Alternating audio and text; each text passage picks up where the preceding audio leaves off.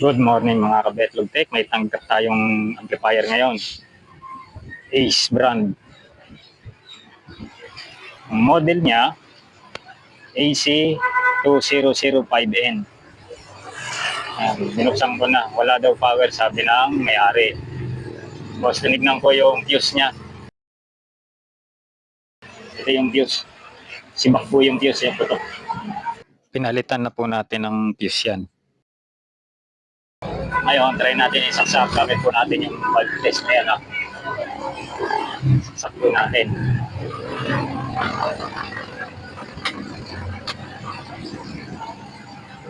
Bawat natin.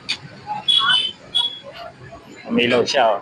Ibig sabihin po, shorted po ang amplifier natin. Hindi natin alam kung sira yung transformer nito. Patayin natin, ha? Umilaw.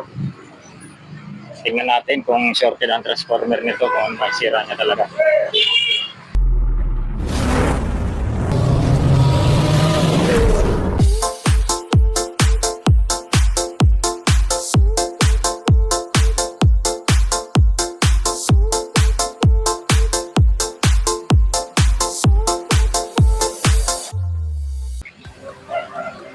Try natin alisin yung mga connection niya sa board galing transformer. Ayan, tingnan natin itong supply niya. Tingnan natin kung iilaw pa yung bag testing natin. Ayan, kasaksapaw yan, ha. Pindutin natin. Power. Ayun, hindi siya umilaw yung bag test natin. Ibig sabihin, buo po ang transformer natin. Check out natin yung tingnan natin yung output ng transformer kung merong voltahe lumalabas. Dilim, hindi makakita. Diba? Ayun, 53. 53,053.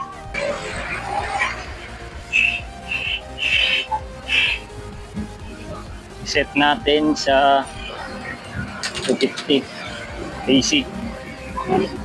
Test natin dito sa out ng AC. Ayun, meron siya, guys. Buwang supply niya. May lumalabas na AC.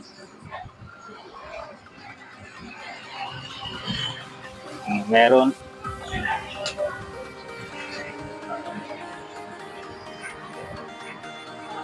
Buwang mga output niya sa transformer. Ayan. May 15 volts at saka 10 volts. Buo siya. Buo ang transformer po nito. Dito tayo magpo-focus po sa board.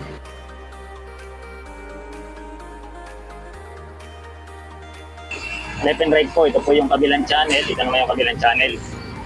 Testerin natin kung saan dito yung may shorted. Pero tingnan nga muna natin yung fuse nito sa gitna. Ito yung fuse niya, dalawa. Testerin natin, guys.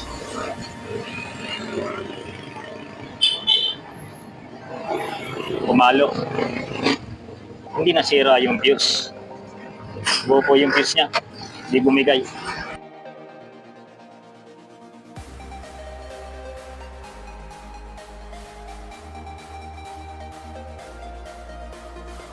Dito muna tayo sa kabilang channel. Base.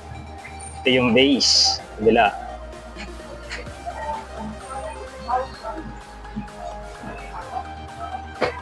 Buo. Kabila. Buo. Kabilang channel naman tayo. Ayun, shorted, oh. Shorted. Collector, oh. Collector emitter shorted. Shorted. Collector pa lang, tsaka ito yung base. Shorted. Ditong party po ang may shorted. Kailangan tanggalin natin sa pagkakahinang para malaman talaga natin kung tama talaga yung IC. Ito shorted dito. Tsaka itong dalawa po shorted. Ngayon, para sigurado po tayo na shorted din kung shorted nga itong nandito. Tatanggalin na lang natin sa pagkakaya ng para sure ball.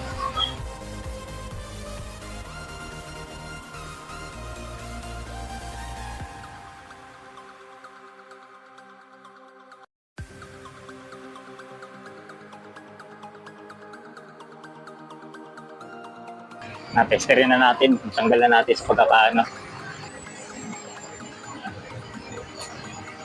Sira.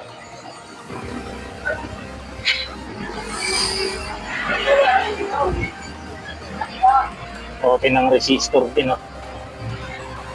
Ito ang shorted. Yung resistor, open din. Sibak ang resistor. Dalawang transistor ang bumigay tapos yung resistor bumigay. Mag-check pa rin tayo dito sa ano niya, mga maliliit na transistor, baka may nadamay din. Ito yung tinanggal nating transistor IC. Shorted na talaga siya. Yan, testerin natin po. Sa extend na ako naglalagay ang settings niya. Dito na.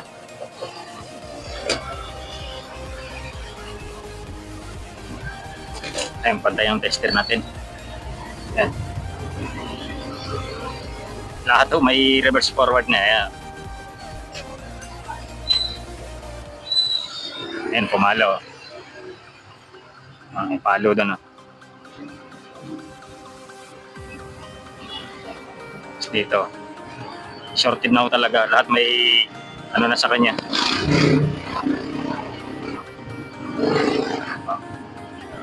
Kahit saan ang angulo kahit saan may tutok yung mga paa niya, malibalik ta rin mo, shorted na ho siya. Ito, ito naman yung dalawang resistor, 5 watts ito 0.22, open na siya. Ito nakakabit sa kanya. Open siya, hindi na napalo. Wala tayong ganitong resistor na flat. At ikakabit natin na yung panibago na ito. Pares lang naman yan Magkapares lang sila ng value. Yan. 0.25, 5 watts. 5 watts, 0.25 ohms. Ayun. Pares lang po sila nito.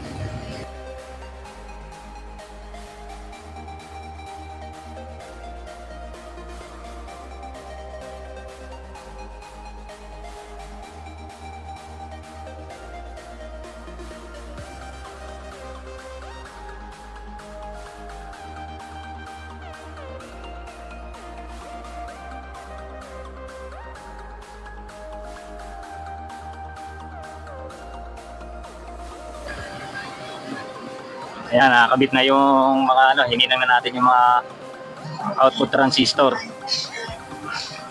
Ano na transistor, nakahinang na. Ngayon, ipapower na natin siya. Ayan, naka-test bulb tayo. Get ready for the rumble.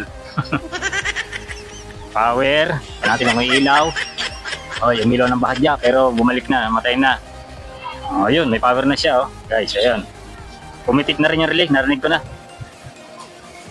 Pag-check bias na lang tayo uli. Lagay na natin sa DC 2.5. Yan yung tamang settings yan sa pagte-testing ng bias.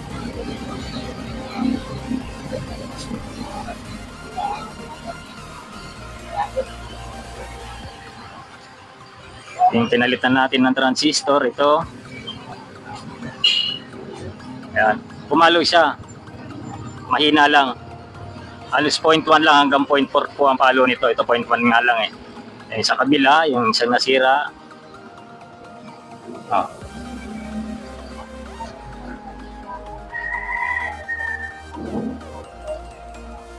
Ang baba, 0.1 lang yun, naglalaro siya ng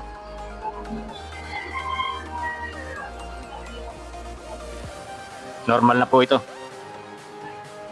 Tulo ko yung test pad natin. 0.4 o 0.5, 0.1. Mas maganda sa kabila, mas mababa. Hindi naman talaga nagsasakto sa reading niya.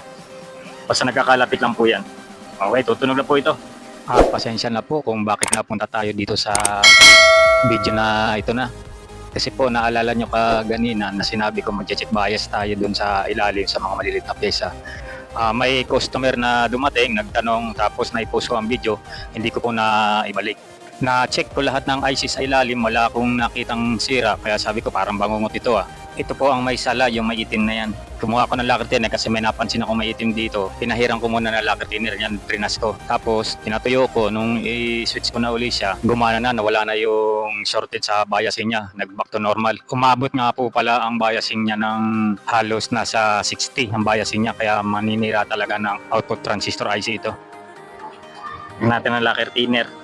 Ito yung may sala yung may ano rito Tapos pipinturahan na lang natin ng clear po yan. Sprayan na natin ng clear na pintura, Bosni, para hindi siya kalawangin ng ilalim.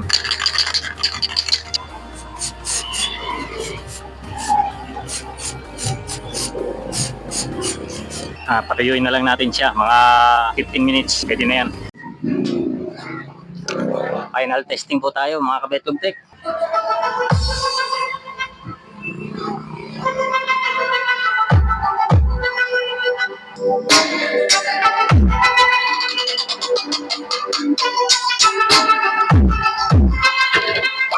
Pinalitan natin.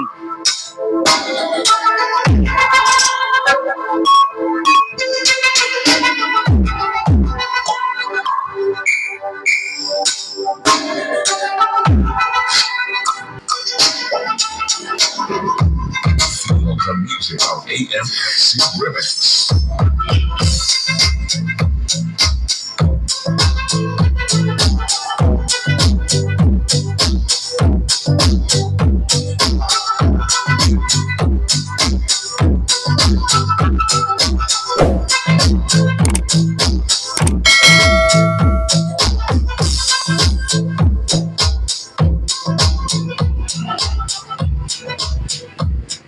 Ayan, hanggang dito na lamang po. Maraming salamat po mga Kabetlog Tech. Kaya kung bago ka lang napadpad sa channel ko, paki-subscribe na lang din po at paki-like and share na rin. Sa susunod po, sa ulitin po na vlog natin. Maraming salamat po.